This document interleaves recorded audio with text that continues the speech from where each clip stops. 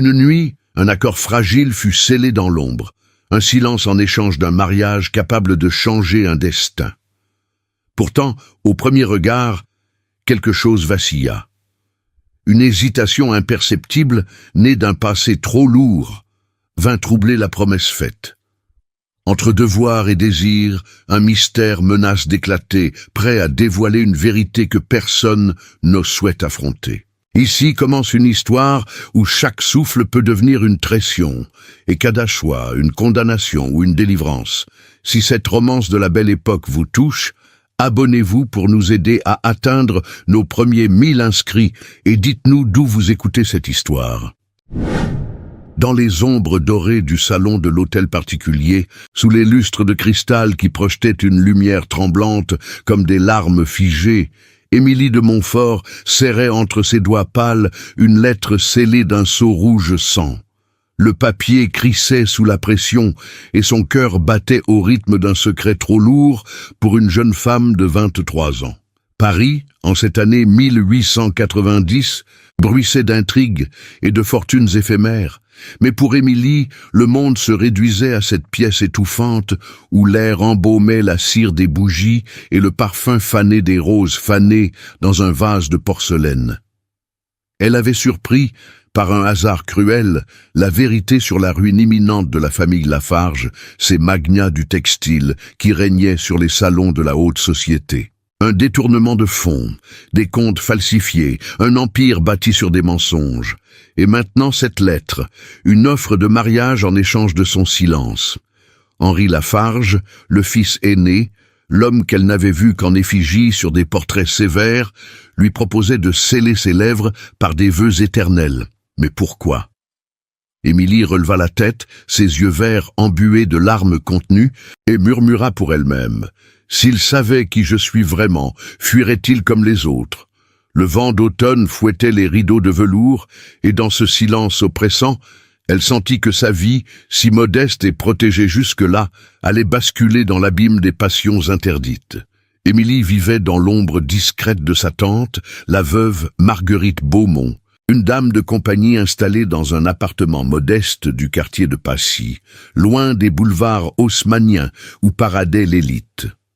Orpheline depuis l'âge de 12 ans, après la mort tragique de ses parents dans un accident de diligence lors d'un voyage à Lyon, elle avait appris à naviguer dans le monde avec une grâce feinte, cousant des robes pour les élégantes du quartier et assistant au thé mondain comme une ombre bienveillante.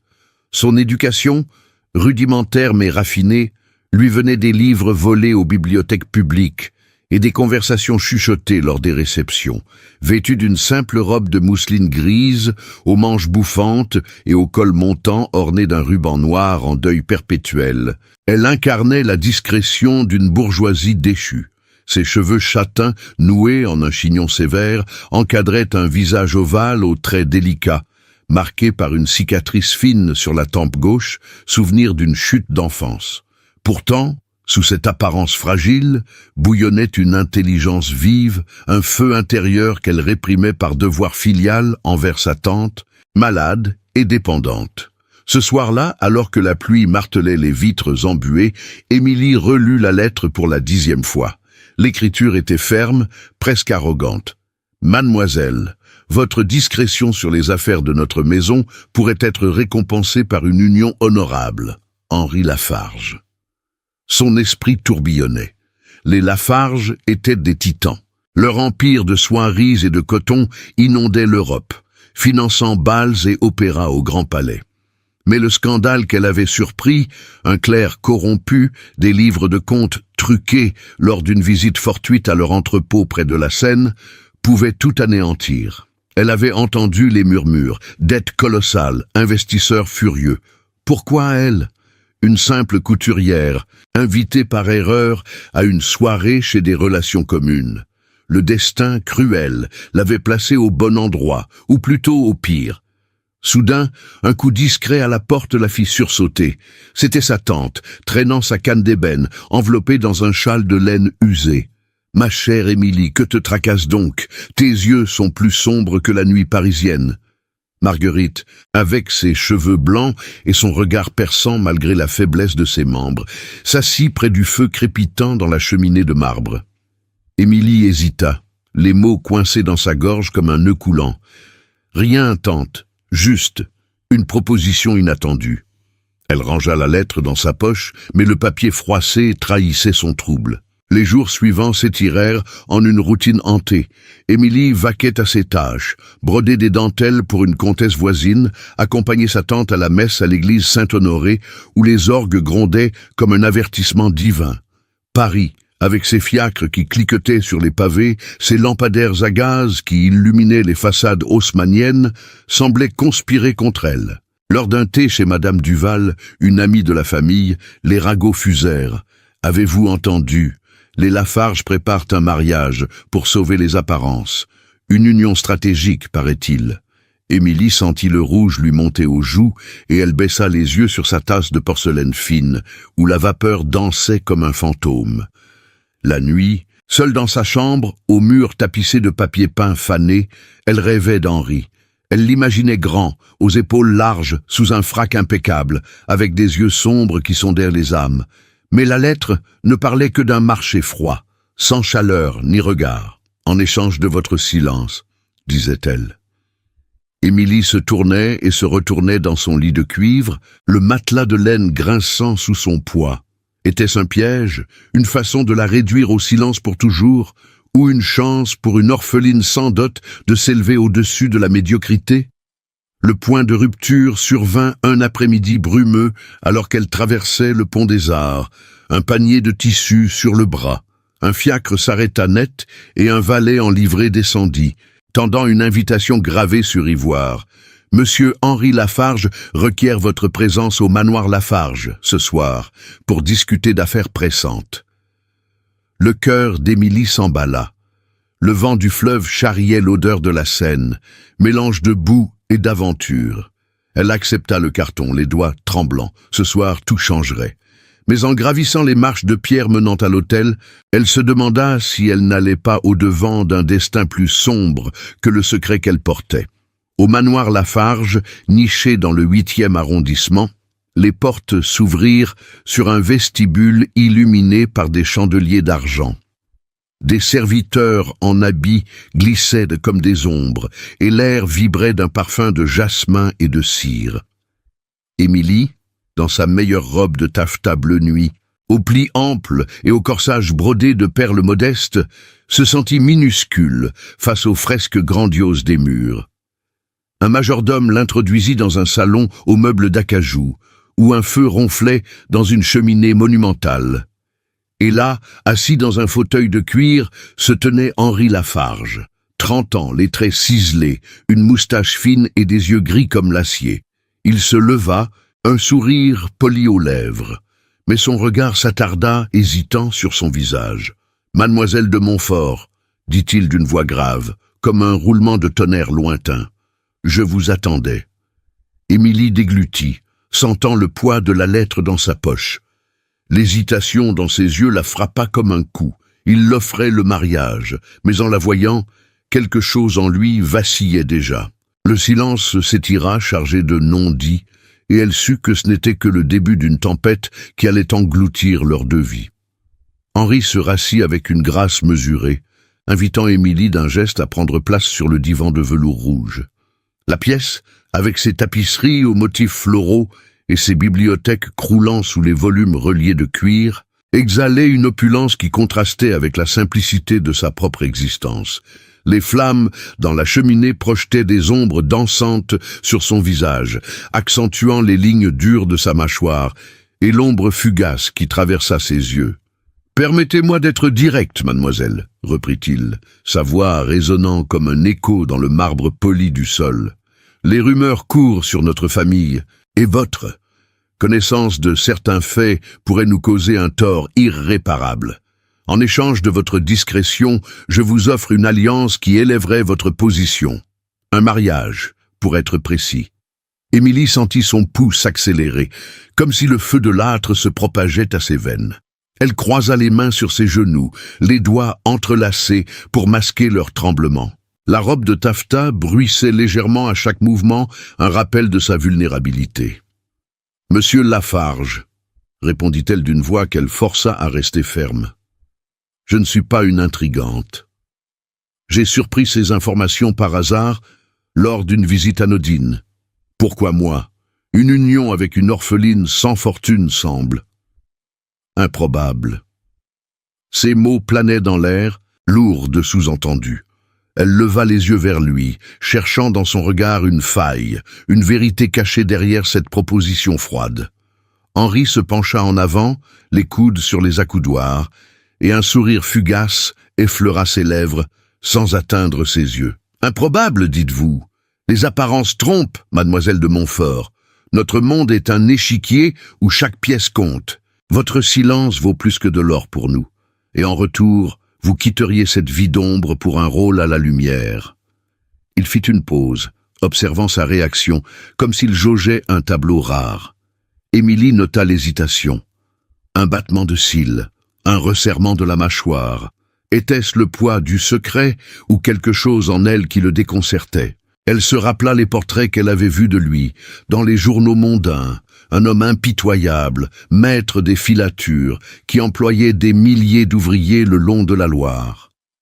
30 ans, veuf depuis 2 ans après la mort de sa première épouse en couche, il portait le deuil comme une armure. La conversation s'étira, ponctuée de silence où le tic-tac d'une pendule d'or marquait le temps comme un compte à rebours. Henri évoqua les dettes accumulées par son père, les investisseurs belges qui menaçaient de retirer leur soutien, les murmures dans les clubs du faubourg Saint-Honoré. « Un scandale briserait tout, conclut-il. Vous seriez ma femme, protégée, et votre tante avec vous. Réfléchissez-y. » Émilie hocha la tête, mais intérieurement, un tourbillon l'agitait. Accepter, c'était trahir sa propre intégrité, refuser, risquer la ruine de sa famille modeste. Elle se leva, saluant d'une révérence polie. « J'ai besoin de temps, monsieur. » Dehors, la nuit parisienne l'enveloppa comme un manteau froid. Les rues du 8e arrondissement brillaient sous les lampes à gaz, leur halo jaune dansant sur les pavés humides. Émilie héla un fiacre, son esprit en ébullition. Le cocher, un homme bourru aux épaules voûtées, la déposa près de Passy, où les maisons basses et les jardins clos offrait un répit à l'agitation de la capitale. À l'appartement, sa tante l'attendait, une tasse de tisane fumante à la main. « Tu rentres tard, ma nièce. Ce thé chez Madame Duval t'a-t-il épuisé ?» Marguerite, avec sa robe de percale grise et son châle brodé, scrutait Émilie de ses yeux myopes. Émilie s'assit près d'elle, fixant les flammes dans le petit poêle de fonte. « Non, tante. C'était une invitation inattendue. » Elle hésita à tout révéler, mais les mots jaillirent malgré elle, la lettre, l'offre, le regard d'Henri. Marguerite pâlit, et posant sa tasse avec un cliquetis. « Les Lafarge! Mon Dieu, Émilie, ces gens sont des requins drapés de soie. Ton père, paix à son âme, m'avait mise en garde contre les unions forcées. Mais si cela nous sauve de la misère... » Sa voix se brisa et elle toussa, un son sec qui rappelait sa fragilité. Émilie serra sa main ridée, sentant la chaleur usée de cette vie partagée. Elles étaient 2 âmes solitaires dans un Paris impitoyable, où les fortunes se faisaient et se défaisaient au gré des caprices. Les jours suivants, la routine reprit, mais teintée d'une ombre persistante. Émilie cousait des gants de dentelle pour une duchesse, ses aiguilles dansant sur le tissu fin, mais son esprit vagabondait vers le manoir. Elle assistait sa tante aux promenades le long de la Seine, où les vendeurs de marrons chauds criaient leurs offres et où les couples enlacés sous les ponts lui rappelaient ce qu'elle n'avait jamais connu. L'amour s'enchaîne. Lors d'une messe à Notre-Dame, agenouillée sur les prie-dieu usés, elle pria pour une guidance divine. Le prêtre, un homme âgé aux homélies enflammées, parla de tentation et de vertu, et Émilie se demanda si son silence n'était pas déjà une faute. Un matin, une lettre arriva, cachetée du sceau des Lafarge. « Venez au jardin des Tuileries demain à midi. » H.L. Émilie relut les mots, le cœur serré. Le jardin, avec ses allées de sable fin et ses statues marmoréennes, était un lieu neutre, loin des murs oppressants du manoir. Elle s'y rendit, vêtue d'une robe de serge bleu clair, un chapeau de paille orné d'un ruban protégeant son visage du soleil pâle d'automne. Henri l'attendait près d'une fontaine, un journal plié sous le bras. « J'ai hésité à vous revoir si vite », avoua-t-il en marchant à ses côtés. « Mais les affaires pressent. Avez-vous réfléchi ?» Ils déambulèrent parmi les parterres de fleurs fanées, l'air empli de l'odeur des feuilles mortes. Émilie osa poser des questions sur sa vie, sur les rumeurs qui le poursuivaient. Henri répondit par bribes, évoquant son enfance dans les ateliers bruyants de Lyon, la pression de l'héritage familial. « Je ne suis pas l'homme que l'on croit, » murmura-t-il, s'arrêtant près d'un banc. « Ce mariage, ce n'est pas seulement un marché. » Son ton se radoucit, et pour la première fois, Émilie vit une fêlure, la solitude d'un homme piégé par son nom. Mais alors qu'il s'asseyait, un fiacre passa, et un visage familier apparut à la fenêtre, le cousin d'Henri, Raoul, un homme aux yeux froids, connu pour ses intrigues dans les cercles financiers. Il salua d'un geste sec, mais son regard s'attarda sur Émilie, chargée de suspicion. La promenade s'acheva sur une note incertaine. Henri la raccompagna jusqu'à la grille, promettant une réponse dans les jours à venir. « Ne laissez pas les ombres vous effrayer », dit-il en effleurant son bras d'un geste fugace. Émilie rentra, le cœur battant. Mais ce soir-là, un messager frappa à la porte, une note anonyme, glissée sous lui. « Prenez garde aux Lafarge. Leur silence cache des chaînes. » Le papier tremblait dans sa main, et dans l'obscurité de sa chambre, elle comprit que le sophos de conflit n'était que le début. Quelque chose de plus sombre se tramait, et son choix allait plonger plus profond dans l'abîme. Émilie fixait la note anonyme, ses doigts pâles crispés sur le papier jauni, comme si elle pouvait en extraire une vérité par la seule force de sa volonté. La chambre, éclairée par une unique bougie qui goûtait sa cire sur un chandelier de fer, semblait se refermer sur elle. Paris, au-delà des volets clos, murmurait ses secrets nocturnes. Le claquement distant des sabots sur les pavés, le cri étouffé d'un vendeur de journaux tardifs. Mais ici, dans ce recoin de Passy, le monde se réduisait à cette menace voilée. Prenez garde aux Lafarge. Leur silence cache des chaînes. Qui l'avait glissé sous la porte? Raoul, le cousin d'Henri, avec son regard perçant comme une lame. Ou un serviteur jaloux, un rival dans l'ombre des filatures. Le lendemain matin, l'aube grise filtrait à travers les rideaux de lin usé.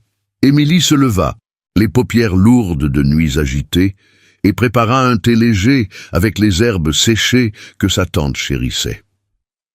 Marguerite, alitée ce jour-là, une fièvre légère la clouant au lit de plumes, attira Émilie près d'elle d'un geste faible. « Ma nièce, tes traits sont tirés comme un voile de deuil. Parle-moi de cette promenade aux Tuileries, cet Henri. Est-il l'homme que l'on dit impitoyable ?» Sa voix, rauque et essoufflée, portait l'écho d'années de prudence bourgeoise. Émilie s'assit sur le bord du lit, ajustant le châle de laine sur les épaules frêles de sa tante. « Il est complexe, tante, un marché, pas une romance. Mais cette note… » Elle la montra, et Marguerite plissa les yeux, lisant à voix haute avec un frisson. « Des chaînes, dis-tu ? Les Lafarge ont toujours été des maîtres du fil, tissant des toiles invisibles autour de leurs ennemis. Ton père m'avait conté des histoires de leur père, un homme qui ruinait des familles entières pour un franc de moins sur un contrat de soie. » Marguerite toussa, se redressant légèrement contre les oreillers brodés. « Refuse, Émilie, notre vie est modeste mais honnête. Une union forcée nous lierait à leurs dettes, à leurs scandales. » Émilie hocha la tête mais son cœur se serra. Honnête? Leur appartement, avec ses meubles éraflés et ses factures en retard pour le loyer, menaçait de s'effondrer. La maladie de Marguerite exigeait des remèdes coûteux, et les commandes de couture se raréfiaient avec l'hiver approchant. Refuser signifiait la rue, peut-être un hospice pour les indigents. Pourtant, le destin ne lui laissa pas le loisir de ruminer. À midi, alors qu'elle rangeait ses aiguilles et ses épingles dans un coffret de bois, un bruit de roues sur le gravier alerta la maisonnée. Un fiacre noir, aux lanternes polies, s'arrêta devant la porte. Le cocher, en livrée grise au bouton d'argent, descendit et frappa 3 coups secs. Émilie ouvrit, le souffle court, et reçut une enveloppe cachetée du sceau des Lafarge. De Monsieur Henri, mademoiselle. Il requiert une réponse immédiate. Les mots étaient froids, comme gravés dans le marbre. À l'intérieur, une lettre brève. Les investisseurs arrivent ce soir au manoir. Votre présence est impérative pour sceller notre accord. Une voiture vous attendra à 16 heures. H.L. Émilie sentit le sol vaciller sous ses pieds. Impérative, c'était un ordre, pas une invitation. Sa tante, alertée par le tumulte, s'approcha en boitant, appuyée sur sa canne. « Non, Émilie, c'est une rupture avec tout ce que nous sommes. » Mais les yeux de Marguerite s'embuèrent de larmes contenues, car elle savait, refuser pouvait signifier l'éviction, les murmures dans le quartier, l'humiliation publique d'une famille déjà fragile. Les voisines, ces commères aux robes amidonnées, jaseraient sur la fille Montfort qui a osé défier les puissants. Le coup social était clair. Isolation, dette impayée, peut-être la perte de la seule parente qui lui restait. Hésitante, Émilie relut la lettre, les mots dansant devant ses yeux. Accepter, c'était entrer dans un nouveau monde, régi par des règles impitoyables. Les codes des salons, où chaque sourire masquait une alliance, chaque révérence un calcul. Les Lafarge régnaient sur un empire de soieries, avec des entrepôts le long de la Seine et des liens avec les banquiers de Bruxelles. Une épouse y serait une pièce sur l'échiquier, surveillée par des yeux invisibles, comme ceux de Raoul, ce cousin aux ambitions sombres qui avait déjà jeté son dévolu sur l'héritage. Allié potentiel, peut-être la vieille gouvernante des Lafarge, une femme discrète nommée Madame Duval, qui avait servi la famille depuis des décennies et pourrait murmurer des conseils. Antagoniste, Raoul sans doute, et le père d'Henri, un spectre absent mais omniprésent, cloué au lit par une goutte persistante. Le temps pressait. Émilie aida sa tante à s'asseoir près de la fenêtre où la lumière pâle d'automne filtrait sur les pots de géranium fanés. « Je dois y aller, tante, pas pour le mariage, mais pour comprendre. Si je refuse maintenant, il pourrait nous ruiner par d'autres moyens. » Marguerite serra sa main, un geste de mentor tremblant. « Sois prudente, ma chère. Dans leur monde, le silence est une arme à double tranchant. » Émilie prépara sa toilette avec soin. Une robe de serge grise, aux manches longues et à la jupe plissée, ornée d'un collier de perles modestes hérité de sa mère. Ses cheveux châtains noués en un chignon simple, elle ajusta son chapeau de feutre noir, masquant la cicatrice sur sa tempe. À 16 heures précises, le fiacre l'emporta vers le 8e arrondissement. Les rues s'élargissaient, passant des ruelles étroites de Passy aux boulevards imposants, bordés de cafés où des messieurs en haut de forme sirotaient leur absinthe. Le manoir Lafarge se dressa enfin, une façade de pierre sculptée gardée par des lanternes de bronze. Un valet l'introduisit dans un salon latéral, loin du grand vestibule, où des investisseurs en habits sombres attendaient déjà, leur voix grave, résonnant comme un chœur funèbre. Henri apparut, flanqué de Raoul, dont les yeux froids se posèrent sur elle comme un étau. « Mademoiselle de Montfort, vous voilà. Ces messieurs de Belgique exigent des garanties. Votre accord scellera la paix. » Émilie déglutit, le cœur battant. Les règles du nouveau monde s'imposaient. Protocole rigide, où une femme ne parlait qu'avec mesure, sous le regard des pairs. Premier obstacle concret. Raoul, qui s'avança avec un sourire mielleux. « Ma cousine, permettez, une simple formalité. Signez ceci. Un engagement de discrétion. Et l'union suivra. » Le document, rédigé sur vélin, listait des clauses impitoyables. Silence éternel sur les comptes falsifiés ou poursuite pour diffamation. Une calomnie publique guettait si elle refusait. Des rumeurs semées dans les journaux mondains, ruinant sa réputation de couturière honnête.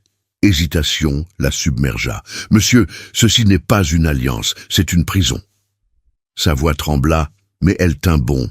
Sentant le poids des regards, Henri intervint, son ton mesuré masquant une urgence. « C'est une protection, Émilie. Pour vous, pour votre tante. » Raoul ricana doucement, un veto implicite. « ou choisissez l'oubli et affrontez les conséquences.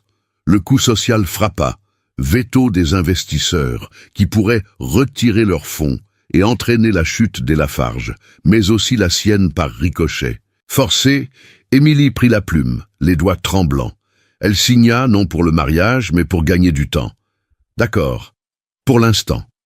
Le sceau claqua, altérant son statut. Plus une ombre libre, mais une pièce engagée dans leur jeu. Dehors, la nuit tombait et un fiacre l'emporta, mais Raoul la suivit des yeux depuis une fenêtre, un sourire victorieux aux lèvres. Émilie pressentit la rupture. Ce choix la liait à un monde de danger où chaque pas menaçait de la précipiter plus bas. Et si Henri, avec son hésitation persistante, cachait un allié inattendu?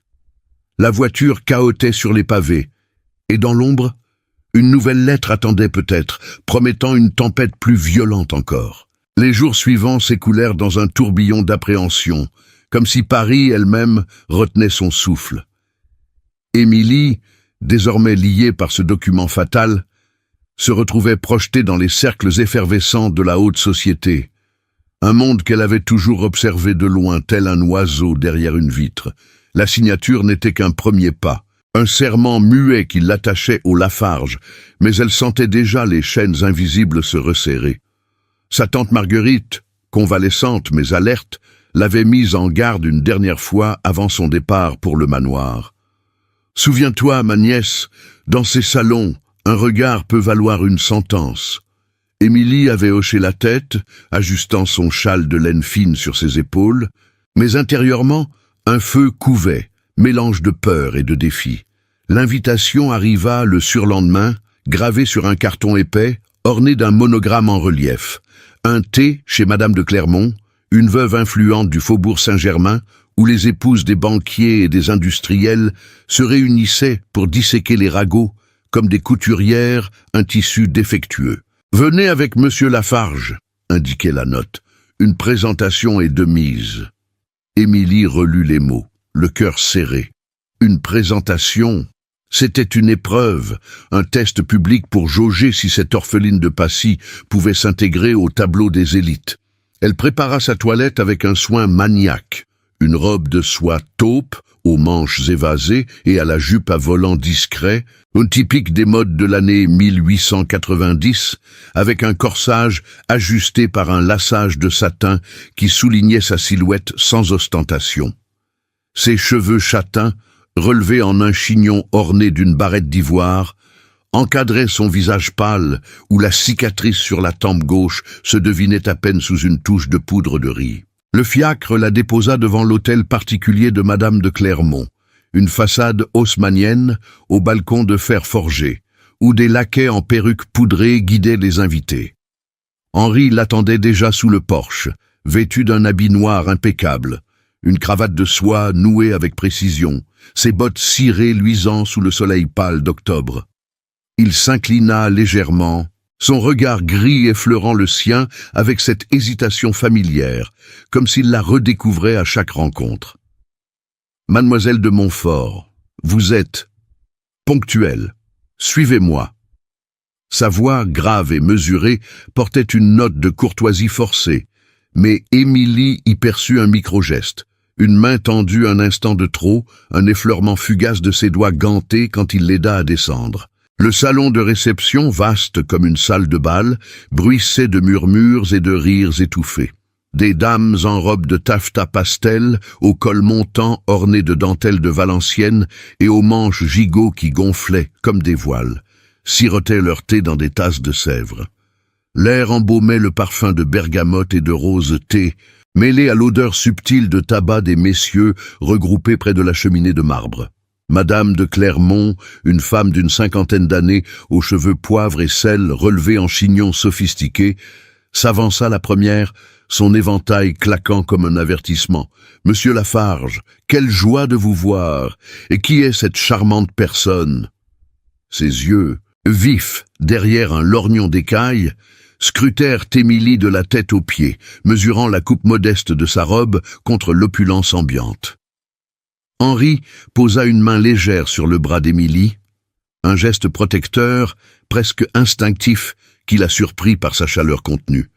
Permettez-moi de vous présenter Mademoiselle Émilie de Montfort, une amie de la famille. Le mot « amie » plana dans l'air, chargé de sous-entendus, et Émilie sentit les regards se poser sur elle comme des aiguilles. Une friction de classe s'insinua immédiatement. Une jeune baronne, aux boucles blondes et au collier de perles grosses comme des raisins, murmura à sa voisine « De Montfort ? N'est-ce pas cette famille déchue de Lyon, sans dot, à ce qu'on dit ?» Les mots, à peine audibles, la frappèrent comme une gifle subtile, une humiliation voilée qui fit rougir ses joues. Elle baissa les yeux, feignant d'admirer un vase de cristal rempli de lys, mais intérieurement, la rage bouillonnait. Couturière ou non, elle n'était pas une pièce de rebut. Henri perçut le malaise. Son corps se raidit imperceptiblement à ses côtés. Il se tourna vers la baronne, sa voix calme mais tranchante comme une lame de rasoir. « Mademoiselle de Montfort apporte une grâce rare à notre cercle, madame. Son talent pour les arts fins, la broderie, la musique est admiré de tous. » C'était une défense minimale, un bouclier érigé sans fanfare, mais suffisant pour faire taire les murmures un instant. Émilie leva les yeux vers lui, croisant son regard pour la première fois dans ce chaos social. Un silence partagé s'installa entre eux, bref mais électrique, comme un fil tendu dans l'air chargé. Dans ce moment, elle vit au-delà de l'hésitation, une lueur de respect, peut-être même d'admiration, qui fit naître un petit avancement émotionnel, un battement de cœur plus rapide, un gosse involontaire de leurs épaules quand il se pencha pour lui offrir une tasse de thé.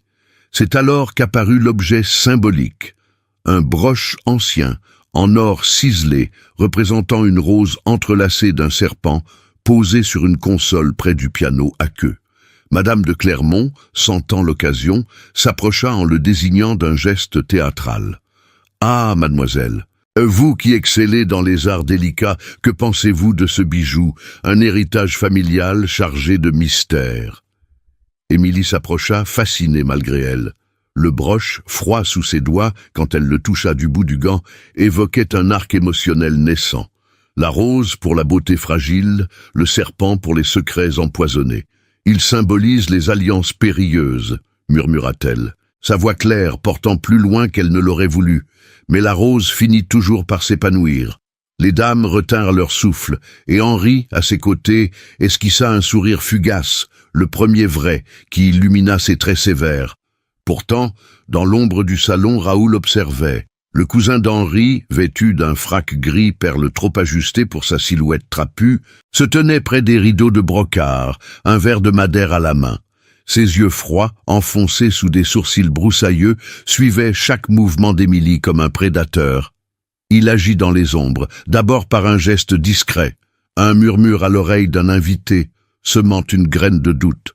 Cette Montfort, une aventurière à n'en pas douter, Lafarge la garde pour ses dettes et pas pour son charme. Le poison se répandit et bientôt une rejection subtile se fit sentir. Les invitations à discuter se raréfièrent, remplacées par des silences polis, des regards détournés. Le thé s'acheva sur une note aigre-douce. Henri raccompagna Émilie jusqu'au fiacre, son bras frôlant le sien dans la descente des marches, un contact fugace qui envoya une étincelle le long de son échine. « Vous avez tenu bon », dit-il doucement, sa voix perdant son ton formel. « Ce monde est cruel, mais vous y brillez. » Émilie hocha la tête, le cœur gonflé d'un espoir naissant, mais comme la voiture s'éloignait, elle aperçut Raoul dans l'encadrement d'une fenêtre, un sourire carnassier aux lèvres. Le soir même, une conséquence sociale visible frappa, un commentaire dans le journal mondain, Le Figaro, glissé sous la porte de l'appartement de Passy. Mademoiselle E de Monsieur, nouvelle ombre dans les salons Lafarge. Une union suspecte fait jaser. Émilie froissa le papier, le sang glacé dans ses veines. La friction n'était que le début. Raoul ourdissait dans l'ombre, et le prochain thé pourrait bien être une arène plus impitoyable. Qu'allait-elle découvrir lors de la prochaine épreuve où Henri hésiterait-il à nouveau? La tempête s'abattit sur Paris comme une vengeance divine, ce soir d'octobre, où les nuages noirs engloutirent les boulevards haussmanniens. Émilie, de retour à l'appartement de Passy, et fixait encore le commentaire froissé du Figaro, ces mots venimeux comme des épines, une ombre suspecte dans les salons Lafarge. Raoul avait frappé, semant le doute avec la précision d'un tisserand corrompu. Sa tante Marguerite, enveloppée dans son châle usé, posa une main tremblante sur son épaule. « Repose-toi, ma nièce, demain est un autre jour. » Mais le sommeil fuit Émilie, hantée par le regard gris d'Henri, cette hésitation qui la désarmait plus que les ragots.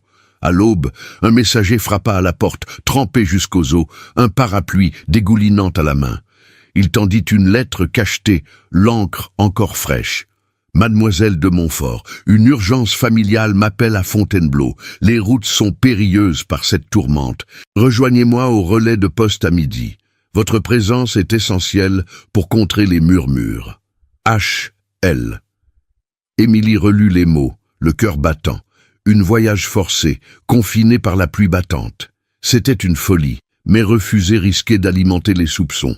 Elle prépara un sac modeste, une robe de voyage en laine grise, un manteau imperméable doublé de tartan, et le broche ancien qu'elle avait touché au thé, glissé dans sa poche comme un talisman. Marguerite protesta faiblement. « Les routes sont traîtres, Émilie. Et si c'est un piège ?» Mais la nièce serra sa main ridée. « Je dois comprendre, tante, pour nous deux. » Le fiacre l'emporta à travers les rues inondées, les roues éclaboussant les trottoirs glissants.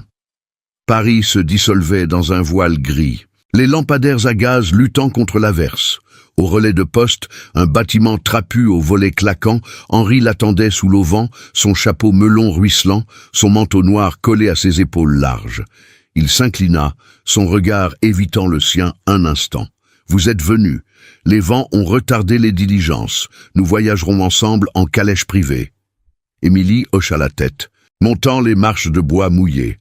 La calèche, attelée de 2 chevaux robustes, les attendait, ses lanternes allumées comme des yeux fiévreux. Ils s'installèrent côte à côte sur les banquettes de cuir craquelées, l'espace confiné amplifiant chaque souffle, chaque mouvement. La tempête redoubla dès qu'ils quittèrent la ville, la pluie martelant le toit comme des tambours de guerre. Les routes de campagne, boueuses et sinueuses, cahotaient la voiture, les projetant l'un contre l'autre dans des heures involontaires. Henri, les mains gantées crispées sur sa canne d'ébène, brisa le silence tendu. Pardonnez cette imposition.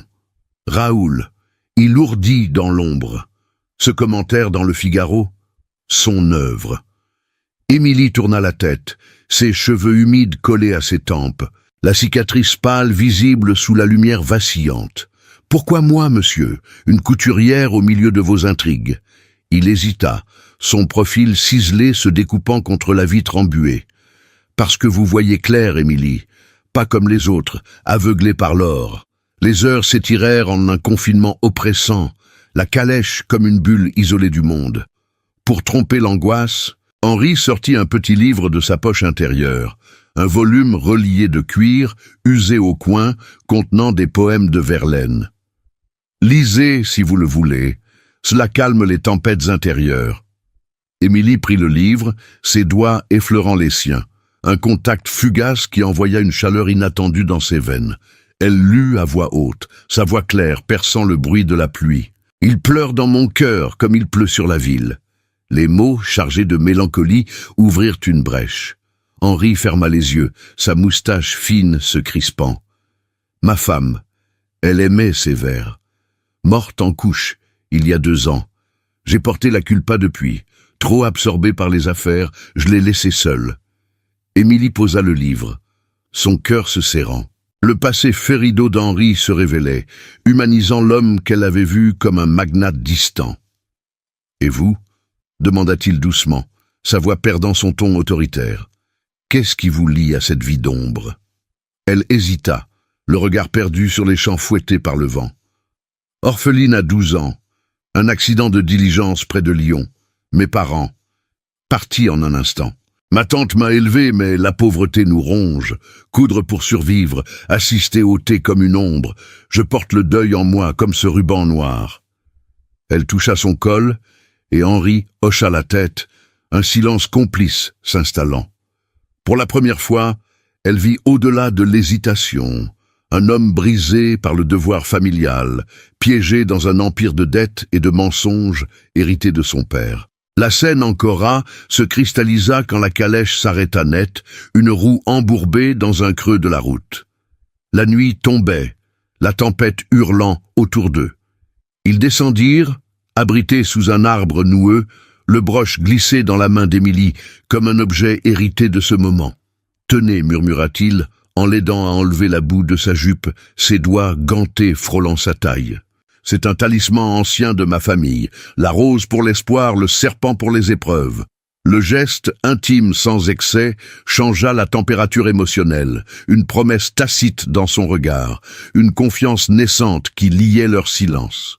Ils rirent faiblement d'un valet qui pataugeait pour dégager la roue, un humour léger perçant la tension. Paris est sec, mais la campagne nous noie. Libérée enfin, la calèche reprit sa route vers Fontainebleau, mais l'antagoniste signala son mouvement. Un cavalier les rattrapa au crépuscule, un envoyé de Raoul, essoufflé sous son cape ruisselante. Il tendit une lettre scellée.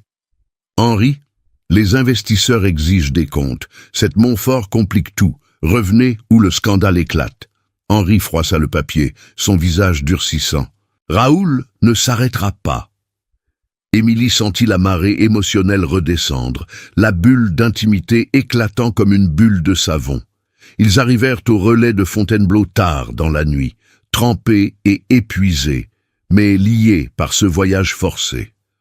Pourtant, comme elle se couchait dans une chambre modeste, une nouvelle lettre glissa sous la porte. Le silence a un prix. Raoul sait tout. Le cœur d'Émilie se serra, la confiance fragile venait d'être ébranlée et la tempête n'était pas finie. La nuit à Fontainebleau s'étirait comme un linceul, lourde d'humidité et de secrets non dits.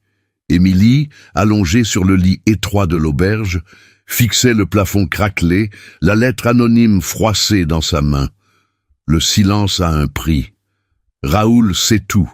Les mots dansaient devant ses yeux fatigués, illuminés par la lueur vacillante d'une chandelle. Dehors, le vent hurlait encore, secouant les volets comme des avertissements. Henri, dans la chambre voisine, avait murmuré un « bonne nuit poli » avant de se retirer. Mais l'intimité du voyage, ses confessions chuchotées sous la pluie, semblaient déjà s'évaporer comme la brume matinale. Émilie se redressa, le cœur cognant. Raoul, ce cousin aux yeux froids, tapi dans l'ombre des Lafarge, tirait les ficelles. Que savait-il exactement? Son passé d'orpheline? Ou pire, les détails du scandale qu'elle avait surpris dans l'entrepôt? À l'aube, grise et persistante, ils reprirent la route en calèche, le silence entre eux plus épais que la boue des chemins. Henri, les traits tirés sous sa moustache fine, évitait son regard, feignant de consulter un journal plié sur ses genoux. « Les affaires à Fontainebleau se sont arrangées, » dit-il enfin, d'une voix rauque. « Mais Raoul, il complique tout. » Émilie hocha la tête, serrant le broche rose serpent dans sa poche, ce talisman qui lui rappelait leur proximité fugace. La calèche cahotait, projetant des éclaboussures sur les vitres, et elle osa. « Cette lettre, hier soir, c'était lui, n'est-ce pas ?» Henri se raidit, ses gants craquant sous la pression de ses doigts. « Peut-être, il convoite l'héritage depuis la mort de mon père. Votre présence le dérange. Il voit en vous une menace à ses plans. » De retour à Paris en fin d'après-midi, la ville les avala comme une bête affamée. Le fiacre les déposa devant le manoir Lafarge, où des serviteurs en livrée grise s'affairaient déjà, allumant les lampes à gaz qui projetaient des halos orangés sur la façade de pierre. Émilie refusa d'entrer. Son appartement de Passy l'appelait, un refuge modeste, loin de ses intrigues. « Je dois voir ma tante », murmura-t-elle en descendant, son manteau encore humide collant à sa peau. « Nous nous reverrons bientôt. » Henri inclina la tête, son regard gris s'attardant un instant, une hésitation qui la troubla, comme s'il luttait contre un aveu. « Soyez prudente, Émilie. Raoul n'est pas homme à reculer. » Leurs mains se frôlèrent une dernière fois, un geste chargé de non-dit, avant qu'elle ne s'éloigne dans la rue pavée, le bruit des sabots résonnant comme un écho de leur voyage. Mais le piège se referma plus vite qu'elle ne l'imaginait. À peine avait-elle franchi le seuil de l'appartement que sa tante Marguerite, pâle comme un linge, l'accueillit avec un visage défait. « Émilie, un homme est venu, un notaire, envoyé par les Lafarge. Il a apporté ceci. » Sur la table de chêne usée, une enveloppe scellée d'un sceau noir, non pas rouge sang, mais un sceau anonyme, froid comme la mort. Émilie l'ouvrit d'une main tremblante. Les mots, tracés d'une encre acérée, la glacèrent. « Votre signature sur le document de discrétion est invalide. Vous avez surpris des secrets qui ne vous appartiennent pas. Révélez-les, et votre tante perdra son toit. Acceptez le mariage sans délai, ou affrontez la justice pour espionnage industriel. » Une menace légale, signée d'une main anonyme, mais elle reconnut l'écriture, Raoul. Pas une simple calomnie, mais un chantage frontal, avec des preuves jointes, une copie falsifiée de ses notes sur les comptes truqués, glissée dans l'enveloppe comme une lame empoisonnée. Mon Dieu, tante, c'est une attaque. Marguerite s'effondra dans un fauteuil, sa canne tombant avec un claquement sec. Il a menacé l'expulsion, nos dettes, il les connaît toutes. Émilie sentit le sol se dérober. La conséquence était tangible. Perte d'appui immédiat. Le notaire avait déjà averti le propriétaire. Un avis d'huissier pouvait arriver d'un jour à l'autre. Isolation totale. Les voisines, alertées par les ragots du Figaro, détourneraient le regard lors des promenades matinales. Sa réputation de couturière, si fragile, volait en éclats, qui confierait des robes à une espionne. Le projet d'alliance avec Henri, naissant dans la calèche, se brisait net. Une quebra de confiance. Avait-il su pour cette lettre? Son hésitation, était-ce de la complicité? Le soir même, l'attaque culmina en public. Un bal masqué au Grand Opéra, où l'élite parisienne se pressait sous les lustres de cristal, devint l'arène. Émilie, forcée d'y assister par une invitation impérieuse d'Henri, venait, pour sauver les apparences, arriva masqué d'un loup de velours noir, sa robe de soie vert sombre aux manches bouffantes, flottant comme une ombre. Les notes de l'orchestre, un menuet langoureux, masquaient à peine les murmures. Raoul, en domino rouge sang, surgit près d'elle comme un spectre, son souffle chaud contre son oreille. « Mademoiselle de Montfort, ou devrais-je dire, l'espionne de Passy. J'ai des témoins, vos notes sur nos comptes. Volées, peut-être ?» Il agita un papier semé de faux témoignages, un clerc prétendument soudoyé, affirmant l'avoir vu fouiller les bureaux. La foule s'écarta subtilement, les regards piquants comme des épingles. Une duchesse en plume d'autruche ricana derrière son éventail. Une aventurière dans nos rangs, Lafarge doit être désespérée. L'humiliation publique frappa Émilie comme un coup de fouet. Sa réputation saignait, son statut dégringolait vers l'abîme. Henri apparut enfin, traversant la salle bondée, son masque blanc soulignant la dureté de sa mâchoire. Mais Raoul fut plus rapide, glissant à son oreille un ultimatum. « Choisis, cousin, elle ou l'Empire, j'ai les investisseurs de mon côté. » Henri hésita, son corps se figeant, et dans ce silence, il recula. « Émilie, partez, cela complique tout. » Les mots, prononcés d'une voix brisée, rompirent l'équilibre. Séparation émotionnelle. Le regard qu'il détourna, chargé de douleur, la trancha plus profondément que n'importe quel poignard. C'était le moment sans retour. Émilie quitta le bal en trombe, son masque tombant sur les marches de marbre, exposant son visage ruisselant de larmes. Dehors, la nuit parisienne l'engloutit, froide et impitoyable. Raoul avait gagné cette manche, sabotage réussi, alliance brisée. À l'appartement, Marguerite l'attendait, un ultimatum social en main, une lettre du propriétaire, quitter les lieux sous 3 jours où la justice s'en mêlera. Isolation totale, chute de statut, plus d'ombre discrète, mais une exilée. Émilie s'effondra, serrant le broche jusqu'à ce que ses doigts saignent. Henri avait fui, ou pire, choisi son nom. Mais dans ce désespoir, une étincelle, elle ne se tairait pas. La tempête n'était pas finie. Raoul paierait, et Henri devrait affronter son hésitation. Une lettre anonyme glissa sous la porte au petit matin. « Rejoins-moi à minuit, où tout s'effondre. R. » L'ultimato social la guettait, et avec lui, un choix qui la plongerait plus bas encore. Émilie serrait la lettre anonyme dans sa main tremblante, l'encre noircie par la pluie qui s'infiltrait par les volets mal joints. « Rejoins-moi à minuit, où tout s'effondre. R. » Les mots de Raoul la narguaient, comme un serpent levé dans l'ombre de sa chambre exiguë. Paris ronronnait au dehors, indifférent, avec ses fiacres qui cliquetaient sur les pavés mouillés du boulevard de Passy. Mais ici, dans cet appartement aux meubles éraflés, le désespoir pesait comme une chape de plomb. Sa tante Marguerite dormait d'un sommeil agité dans la pièce voisine, sa respiration sifflante, un rappel cruel de leur vulnérabilité. Émilie se leva, le broche-rose serpent froid contre sa peau, et murmura pour elle-même « Assez, je ne courberai plus l'échine ».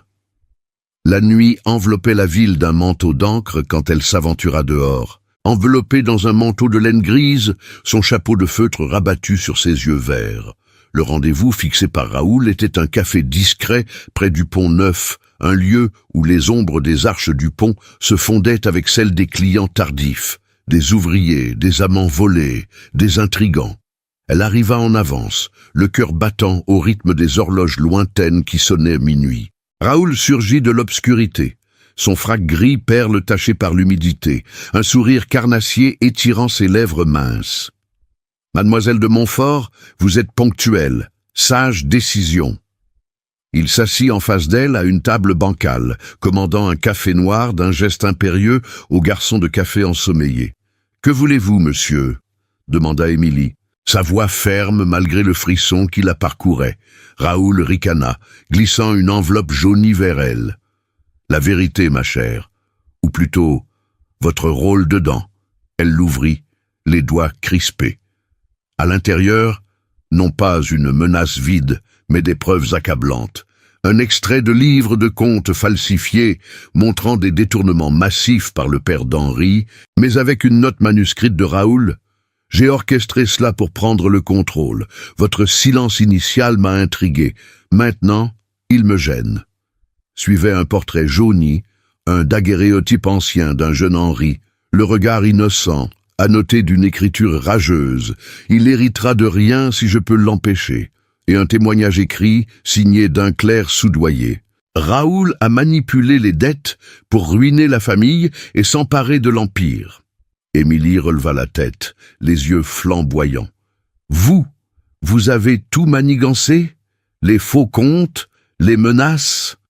Raoul haussa les épaules, sirotant son café avec une nonchalance feinte. Le père Lafarge était faible, Henri un idéaliste. J'ai tissé la toile pour que l'Empire me revienne. Votre mariage avec lui, une farce pour le lier, le discréditer. Mais vous, petite couturière, vous avez vu trop clair. La révélation structurale la frappa comme un éclair, non pas un scandale familial isolé, mais un complot ourdi par Raoul pour siphonner les fonds, manipuler les investisseurs belges et plonger les Lafarge dans la ruine. Les dettes colossales, son œuvre, l'hésitation d'Henri, née de la culpabilité, non de la froideur. Il soupçonnait son cousin, mais le devoir familial l'entravait, le forçant à se marcher désespéré pour sauver l'héritage. Un pic d'espoir naquit en elle, fugace, mais vif. Raoul se pencha, son souffle aigre effleurant son visage. « Rejoignez-moi, silence contre une part de la fortune, refusez, et je révèle vos secrets, cette signature falsifiée que j'ai arrangée. » La menace grandit, un valet de danger. Il agita un journal plié, promettant un article diffamatoire dans le Figaro le lendemain, accusant Émilie d'espionnage pour des rivaux lyonnais. Mais au lieu de fléchir, elle se leva d'un bond, renversant sa tasse. « Jamais. Vous paierez pour cela. » Raoul rit, un son rauque. « Prouvez-le, si vous l'osez. Henri ne vous croira pas. Il est enchaîné par le sang. » Elle quitta le café en trombe, l'enveloppe serrée contre sa poitrine, le vent du fleuve fouettant ses joues. L'indignation bouillonnait, ce serpent, ce traître familial qui avait sacrifié des vies pour de l'or. De retour à l'appartement, l'aube pointait à peine quand Émilie réveilla sa tante. « Tante, écoutez, Raoul est le vrai coupable. J'ai les preuves. » Marguerite, les yeux écarquillés sous ses paupières ridées, lut les documents à la lueur d'une lampe à huile. « Mon Dieu, un complot! Mais comment le contrer ?» Émilie, l'esprit clair pour la première fois depuis des semaines, prit une décision proactive, par une lettre publique. Pas un murmure dans l'ombre, mais une initiative qui ébranlera leur monde. Elle s'assit à la table, plume en main, rédigeant une missive adressée aux investisseurs belges et aux salons influents. Une dénonciation mesurée, signée de son nom, révélant le complot sans accuser Henri.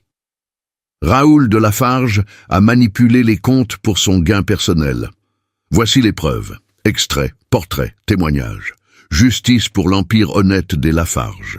Elle scella l'enveloppe d'un seau improvisé, un cachet de cire rouge volé à une ancienne commande de couture, et l'envoya par un messager discret, un ancien client reconnaissant. Cette action altéra la perception sociale. Le lendemain midi, les murmures s'inversèrent.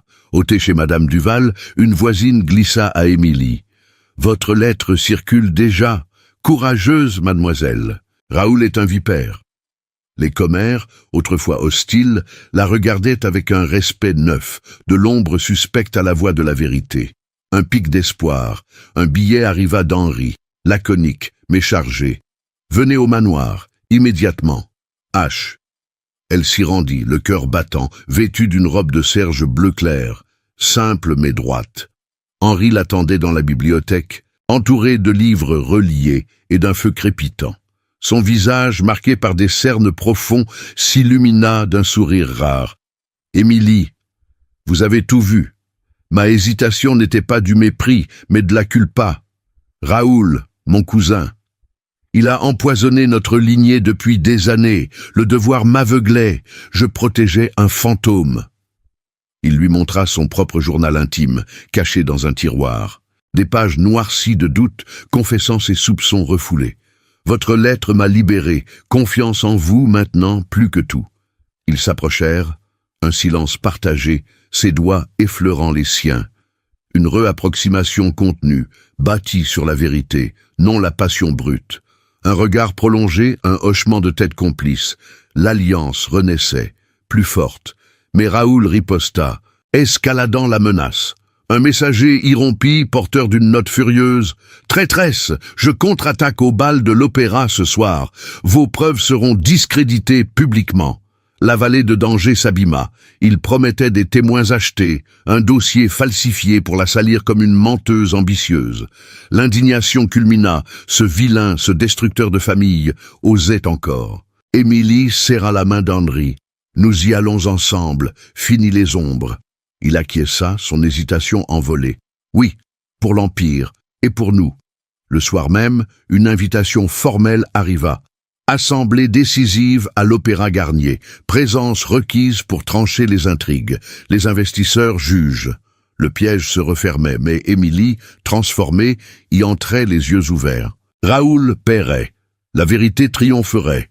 Les lustres de l'Opéra Garnier scintillaient comme des constellations captives, projetant une lumière dorée sur la foule bigarrée qui emplissait le grand foyer.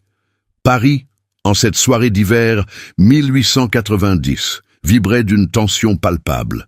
Investisseurs belges en habits sombres, dames en robes de faille aux manches gigots gonflées, messieurs aux moustaches cirées échangeant des murmures derrière leurs éventails. Émilie de Montfort, le cœur battant comme un tambour de guerre, traversait l'assemblée au bras d'Henri Lafarge. Sa robe de soie vert émeraude, au corsage brodé de perles discrètes et à la jupe fluide ornée d'un volant modeste, soulignait sa grâce nouvelle. Le broche rose serpent, épinglé à son col, brillait comme un avertissement. Henri, en frac noir impeccable, sa cravate de soie nouée avec précision, serrait son bras d'un geste ferme, non plus hésitant, mais résolu. « Ce soir, nous brisons les chaînes », murmura-t-il, sa voix grave, perçant le brouhaha des violons qui accordaient à leurs cordes au loin. Raoul surgit de l'ombre d'une colonne de marbre, son domino rouge sang claquant comme un fouet. Ses yeux froids, enfoncés sous des sourcils broussailleux, balayèrent la salle avant de se poser sur eux. « Cousin, mademoiselle, quelle audace de venir ici !» Il s'inclina, avec une courbette moqueuse, un dossier de cuir noir sous le bras. Les investisseurs, regroupés près du grand escalier, se tournèrent, leurs regards acérés comme des lames de rasoir. Madame de Clermont, l'éventail claquant, s'approcha, flanquée de la baronne aux boucles blondes qui avaient jadis murmuré des calomnies. « Monsieur Lafarge, expliquez cette mascarade. Des rumeurs courent, dettes, faux comptes et cette alliance suspecte. » La foule retint son souffle, l'air chargé d'un parfum de jasmin et de suspicion. Raoul frappa le premier, son sabotage final déployé avec une précision chirurgicale. Il ouvrit le dossier d'un geste théâtral, en tirant une liasse de papier jauni et une lettre falsifiée, cachetée d'un sceau imité. « Messieurs, mesdames, voici la vérité. Mademoiselle de Montfort, cette aventurière de Passy a forgé des preuves contre moi. Regardez, une lettre qu'elle m'attribue est signée de ma main. Mais truquée, et ce témoignage acheté d'un clerc, elle a volé des documents pour ruiner les Lafarge. » Il agita une page noircie où des mots accusateurs dansaient, une calomnie pure, semée de détails inventés pour la peindre en espionne ambitieuse. Un murmure s'éleva, des rires étouffés fusant des lèvres peintes. La baronne ricana. Une couturière qui joue les duchesses, pathétique. Émilie sentit le rouge lui monter aux joues, la communauté la reframant en paria. Regard détourné, chuchotement venimeux. Raoul savourait, son sourire carnassier étirant ses traits trapus. Henri, renoncer à elle, ou l'Empire tombe avec ses mensonges. Henri se raidit, mais Émilie posa une main sur son bras, un geste de choix moral, définissant leur duo devant tous. « Non !» dit-elle d'une voix claire, perçant le tumulte comme une note d'opéra. « Assez de mensonges, Raoul. C'est vous le serpent. » La foule se tut, suspendue. Elle fouilla dans son réticule de velours en sortant l'enveloppe qu'elle avait gardée, les vraies preuves, l'extrait de comptes authentiques, le portrait annoté, le témoignage du clerc repentant qu'elle avait convaincu en secret la veille. Voyez, Raoul a manipulé les dettes, siphonné les fonds pour s'emparer de tout. Ce portrait qu'il a souillé de rage. Et cette lettre, de sa main, confessant son complot aux investisseurs. Elle lut à voix haute, sa diction ferme résonnant sous les voûtes peintes. « J'ai tissé la toile pour que l'Empire me revienne. Henri n'est qu'un obstacle. » Un contre-attaque intelligente se déploya. Henri s'avança, sortant de sa poche un livre Quexa caché, tenu par Madame Duval, la gouvernante fidèle, qui surgit des coulisses comme une témoin clé. « Raoul, votre stratégie sociale s'effondre, » déclara Henri, sa voix tonnante. « Madame Duval a vu vos nuits dans les bureaux, falsifiant les entrées. Et ce clerc, il témoigne ici, libéré de vos chaînes. » Le clerc, un homme frêle aux lunettes cerclées d'or, hocha la tête, balbutiant. « Oui, Raoul m'a forcé, les comptes sont vrais, il a détourné des milliers de francs. » La communauté bascula. Murmure d'indignation, regard tourné vers Raoul comme vers un paria. Madame de Clermont plissa les yeux. « Traître, vous avez sali notre cercle. » Les investisseurs belges, visage grave, se consultèrent. Puis l'un d'eux, un baron aux favoris blancs, s'exclama « Preuves irréfutables. Lafarge, nous maintenons nos fonds. Mais ce serpent, exil. » Le climax social explosa en une vague de triomphe. Raoul pâlit, son dossier tombant au sol comme une feuille morte. Il recula, trébuchant sur une traîne de robe, tandis que la foule l'encerclait, des cris fusant. « Hors d'ici, voleur !» La baronne, repentante, s'approcha d'Émilie. « Pardonnez mes mots, mademoiselle, vous êtes une lionne. » Émilie, le cœur gonflé, croisa le regard d'Henri, un échange vibrant, leur moralité affirmée, justice avant fortune, vérité avant silence. La communauté la reframa. Applaudissements discrets, révérences polies. De l'humiliée au respecté, elle se tenait droite, le broche luisant comme un trophée. Abonnez-vous au canal pour ne manquer aucune autre histoire passionnante. Le silence s'abattit après la tempête, l'orchestre reprenant un air triomphant. Raoul fut escorté dehors par des laquais, son exil scellé par des murmures définitifs. Henri et Émilie s'écartèrent vers un balcon, la nuit parisienne enveloppant leurs silhouettes. « Vous m'avez sauvé », murmura-t-il, sa main effleurant la sienne. Un engagement intime tacite, un serment dans les étoiles. Mais au loin, un fiacre s'éloignait, et une ombre persistait. Les dettes n'étaient de pas effacées.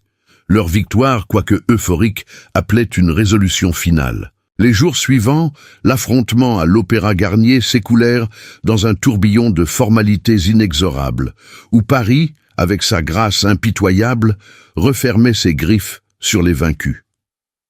Raoul de Lafarge, chassé comme un paria des salons qu'il avait autrefois hantés, fut sanctionné avec une précision chirurgicale. Les investisseurs belges, ces barons de la finance aux favoris impeccables et aux cigares parfumés aux Havanes, exigèrent une enquête immédiate. Un notaire royal, convoqué dans le bureau lambrissé du manoir Lafarge, scella son sort. Exil perpétuel en Belgique, où il fuirait les créanciers qu'il avait lui-même attisés. Ses biens, confisqués pour rembourser les détournements des milliers de francs siphonnés des filatures de soie le long de la Loire, le laissèrent dépouillé, un fantôme errant dans les brumes bruxelloises. « Il a perdu plus que sa fortune », murmura Henri un soir, alors que les flammes dans la cheminée de marbre projetaient des ombres dansantes sur les portraits ancestraux. Il a perdu son nom. Émilie, assise en face de lui dans un fauteuil de velours usé, hocha la tête, le broche rose serpent épinglé à son corsage comme un rappel victorieux. Raoul avait payé le prix fort. Non seulement l'exil, mais l'oubli social. Ses intrigues balayées comme des feuilles mortes sur les boulevards haussmanniens. Les fils légaux et familiaux se nouèrent avec une efficacité qui contrastait avec le chaos précédent. Henri, libéré du poids de la suspicion, convoqua une assemblée restreinte au manoir. Sa tante éloignée, une veuve austère nommée Madame Duval, et les clercs repentants qui avaient témoigné contre Raoul. Les dettes familiales, gonflées par les manipulations du cousin, furent épurées par la restitution des fonds détournés. Les contrats avec les fournisseurs lyonnais, autrefois menacés de rupture, se renouvelèrent sous la plume ferme d'Henri, qui rétablit l'empire textile avec une vision nouvelle. Des salaires plus justes pour les ouvriers, des alliances honnêtes avec les banquiers, pas de chaînes invisibles, déclara-t-il lors d'une réunion dans la salle aux comptes, où les livres de cuir s'empilaient comme des remparts. Émilie, invitée pour la première fois en tant qu'égale, observa depuis un coin ombragé son cœur gonflé d'un respect naissant. Les coadjuvants trouvèrent leur destin. Madame Duval, la gouvernante fidèle aux yeux perçants et aux mains noueuses, fut récompensée d'une petite pension et d'un cottage à la campagne, où elle pourrait cultiver ses rosiers en paix.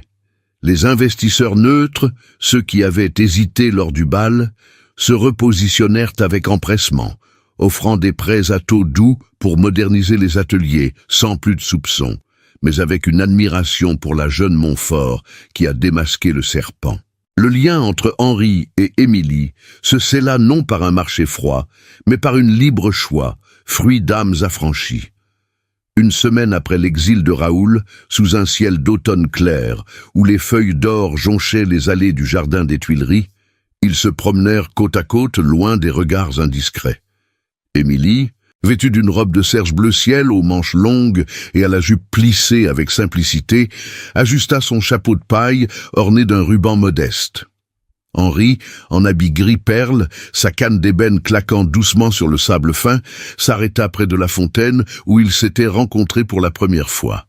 « Émilie, dit-il d'une voix grave, dépouillée de toute hésitation, ce n'était pas un piège que je vous tendais, mais un cri de désespoir. Vous m'avez rendu ma liberté et mon cœur. » Il sortit de sa poche un anneau d'or simple, sans pierre ni histoire toxique, forgé à Lyon par un artisan discret, symbole pur d'une alliance entre égaux. Pas d'héritage maudit, mais un cercle lisse, poli par le temps à venir. Elle tendit la main, les doigts tremblants, et il le glissa à son annulaire. « Par choix, non, par silence », murmura-t-elle, ses yeux verts embués rencontrant les siens, gris comme l'acier trempé. Un baiser suivi, chaste et profond, sous les statues marmoréennes qui veillaient comme des témoins bienveillants. Pas de passion dévorante, mais une union scellée par la confiance, où leur passé fait rideau, l'orphelinat d'Émilie, la culpa d'Henri, se fondait en un futur partagé. Leur transformation s'affirma dans les gestes quotidiens, une évolution visible qui redessinait le tabuléro social. Émilie, autrefois ombre discrète, prit une voix ferme. Elle initia une œuvre sociale, une école de couture, pour les veuves et orphelines de Passy, financée par une partie des fonds restitués. Pas de chaîne pour les humbles, déclara-t-elle lors de l'inauguration, dans une salle aux murs blanchis à la chaux, où des aiguilles dansaient déjà sur des tissus neufs. Vêtue d'une robe de percale grise, pratique et élégante, elle guida les mains tremblantes des élèves, sa cicatrice sur la tempe gauche comme un badge d'honneur. Henri, jadis distant et accablé par le devoir, montra une compassion nouvelle. Il visita les filatures, serrant les mains calleuses des ouvriers, promettant des horaires humains. Sa moustache fine se crispa moins souvent en rictus. Son regard, autrefois voilé, brillait d'une leadership assumée. « Nous reconstruisons ensemble », confia-t-il à Émilie un soir, dans leur nouveau foyer, un hôtel particulier modeste du 7e arrondissement, au balcon de fer forgé et au jardin clos, loin des excès du manoir. Le legs s'établit comme un horizon durable. L'empire Lafarge renaquit, non sur des mensonges, mais sur une éthique forgée dans l'épreuve.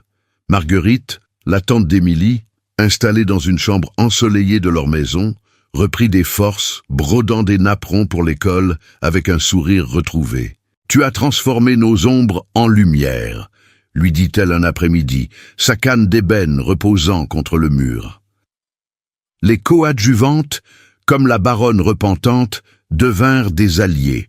Invitation au thé, où Émilie n'était plus l'intruse, mais la bienfaitrice respectée. Un nouveau équilibre s'installa, rythmé par les saisons parisiennes. Promenade le long de la Seine, où les vendeurs de marrons chauds criaient leurs offres. Éveillé près du feu, où Henri lisait Verlaine à voix haute. L'image finale se grava un printemps naissant, 2 ans plus tard.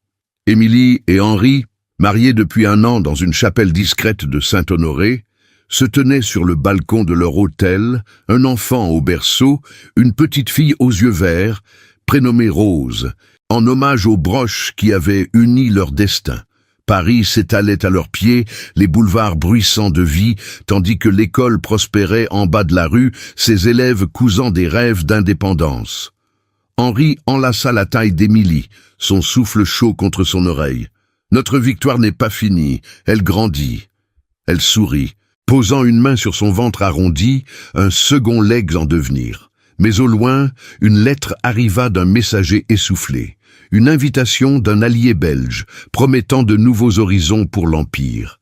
Le futur s'ouvrait, lumineux et sans chaîne, un horizon où l'amour, forgé dans l'abîme, défiait le temps.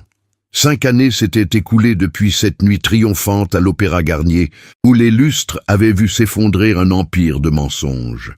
Paris, en cette douce matinée de printemps, 1895, s'éveillait sous un voile de brume légère, effleurant les façades haussmanniennes comme un souvenir fané.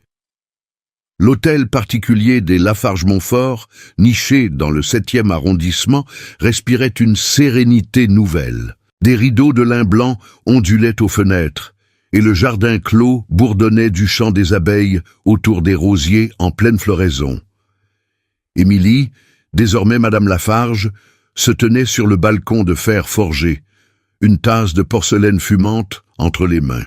À 30 ans passés, ses cheveux châtains, autrefois noués en chignon sévère, cascadaient en boucles souples sur ses épaules, encadrant un visage où la cicatrice sur la tempe gauche n'était plus qu'un trait discret, comme une médaille effacée par le temps. Sa robe de percale bleu pâle, aux manches longues et à la jupe fluide sans excès, épousait sa silhouette avec une élégance mûre, maternelle. Henri apparut derrière elle, ses pas légers sur le parquet ciré. À 35 ans, il avait perdu cette hésitation qui le rongeait jadis. Sa moustache fine, grisonnante aux tempes, soulignait un sourire franc. et ses yeux gris brillaient d'une assurance conquise. Vêtu d'un gilet de tweed gris et d'un pantalon ajusté, il posa une main chaude sur l'épaule d'Émilie. « Regarde-les, murmura-t-il, désignant le jardin où deux enfants jouaient sous la surveillance d'une nourrice en tablier amidonné. Rose, leur fille aînée de 4 ans, aux boucles châtaines et aux yeux verts, hérités de sa mère, courait après un cerceau de bois, riant aux éclats. À ses côtés, le petit Louis, 2 ans, trébuchait dans l'herbe, ses menottes potelées agrippant un cheval de tissu. « Notre legs vivant !» ajouta Henri, sa voix grave teintée d'une émotion contenue, comme un écho des silences partagés dans la calèche sous la tempête. Émilie se tourna vers lui, ses doigts effleurant l'anneau d'or simple à son annulaire, ce cercle pur, forgé sans ombre du passé, qui avait scellé leur union 1 an après la chute de Raoul. Leur mariage, célébré dans la chapelle discrète de Saint-Honoré, m'avait été un rituel intime, pas de bal ostentatoire, mais une messe aux orgues douces, entourée de Marguerite et de Madame Duval. L'amour avait résisté au temps, non comme une flamme dévorante, mais comme un feu de cheminée stable, nourri par les épreuves. « Tu te souviens de cette nuit ?» chuchota-t-elle les yeux embués, quand Raoul s'est effondré et que Paris nous a regardés comme des héros. « Ah ou des fous ?» Henri hocha la tête, serrant sa main. « J'hésitais tant alors, peur de te lier à mes chaînes. Mais tu les as brisées. Aujourd'hui, l'Empire prospère sans mensonge. Les filatures de Lyon emploient des familles entières, avec des écoles pour leurs enfants. Ton œuvre, Émilie. » Les changements sociaux et familiaux s'étaient tissés patiemment, comme une tapisserie réparée. L'école de couture pour veuves et orphelines, fondée par Émilie dans les ruelles de Passy, avait grandi en un bâtiment modeste mais rayonnant, aux murs blanchis et aux fenêtres donnant sur la Seine. Des dizaines de femmes, autrefois ombreuses comme elles l'avaient été, y apprenaient non seulement à broder des dentelles de Valenciennes ou à coudre des robes aux plis impeccables, mais aussi à lire les contrats, à négocier avec les marchands. Pas de chaîne pour les humbles, avait-elle gravé sur une plaque de bronze à l'entrée, et les élèves, en tablier bleu et cheveux relevés en chignon pratique, en faisaient une réalité. Marguerite, sa tante bien-aimée, y passait ses après-midi, sa canne d'ébène troquée contre un fauteuil rembourré. À 70 ans, ses cheveux blancs comme neige encadraient un visage apaisé. La maladie qui l'avait voûtée s'était estompée, soignée par les remèdes financés par l'Empire. « Ma nièce, tu m'as rendu la vie », lui confiait-elle souvent, les yeux brillants, en aidant une jeune veuve à tracer un patron. Mais le prix payé par certains pesait encore, un fond de nostalgie amère dans ce tableau idyllique. Raoul. Son exil en Belgique s'était mué en une chute inexorable. Les nouvelles, parvenues par des lettres sporadiques d'investisseurs repentis, parlaient d'un homme brisé, ruiné, évité dans les cercles bruxellois. Il vivait dans un garni sordide près des canaux, ses ambitions réduites à des paris perdus dans des cafés enfumés. « Il a tout sacrifié pour l'or, et l'or l'a dévoré », murmura Henri un soir.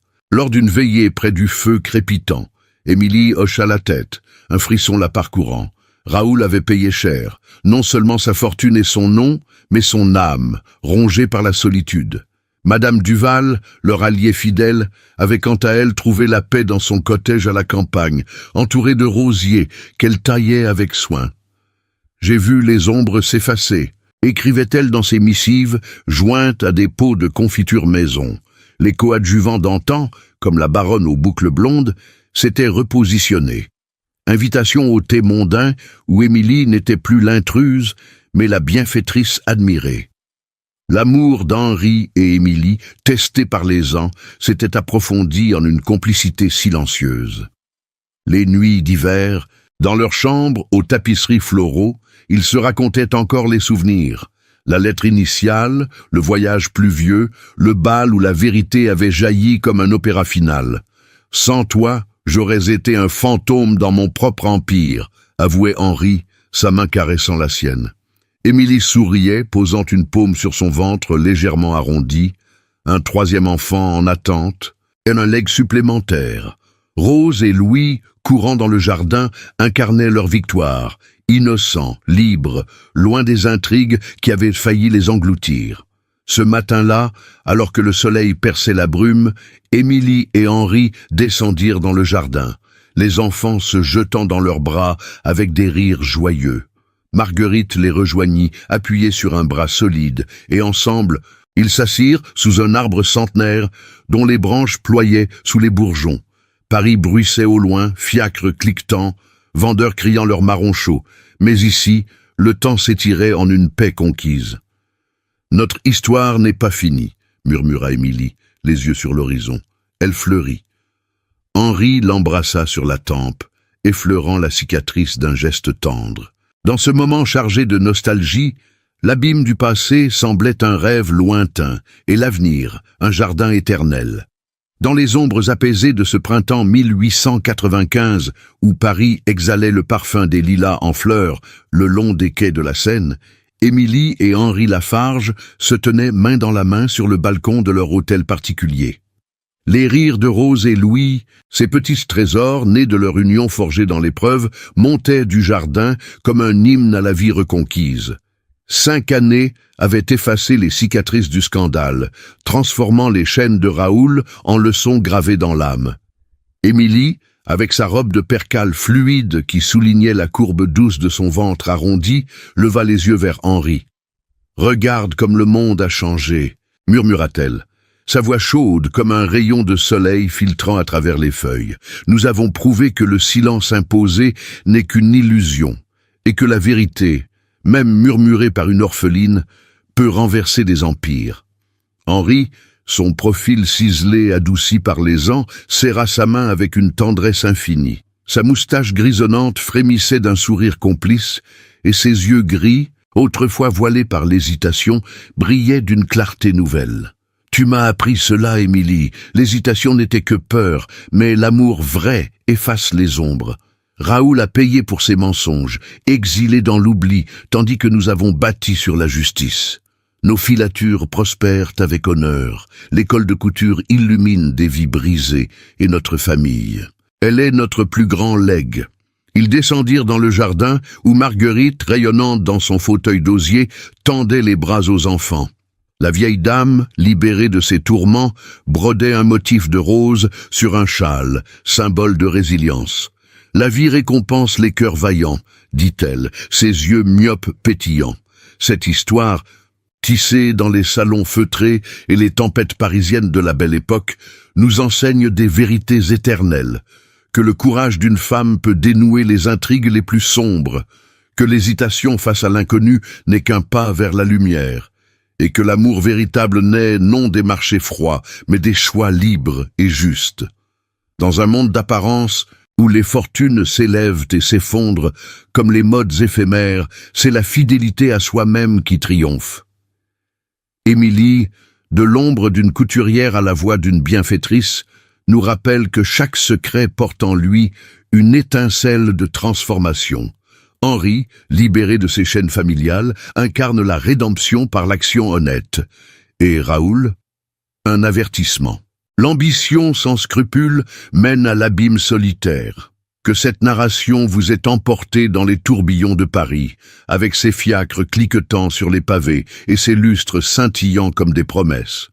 Dites-moi en commentaire ce que vous avez ressenti lors du climax à l'opéra, cette euphorie quand la vérité a jailli. Partagez vos émotions et pour prouver que vous avez suivi jusqu'au bout, écrivez le mot « rose » dans les commentaires. Cela m'aidera à savoir qui a vibré avec nous et à propager ces contes passionnants. Si cette histoire de résilience et d'amour vous a touché, likez pour encourager d'autres âmes à découvrir ces drames historiques. Et n'oubliez pas de vous abonner au canal pour ne rater aucune autre saga envoûtante de la Belle Époque. Des romances interdites aux intrigues royales, avec des héroïnes qui défient leur destin. Cliquez sur les cartes pour plonger dans une nouvelle aventure, dès maintenant. Merci d'avoir partagé ce voyage. Que votre propre histoire soit tout aussi triomphante. À bientôt, sous les lumières de Paris éternel.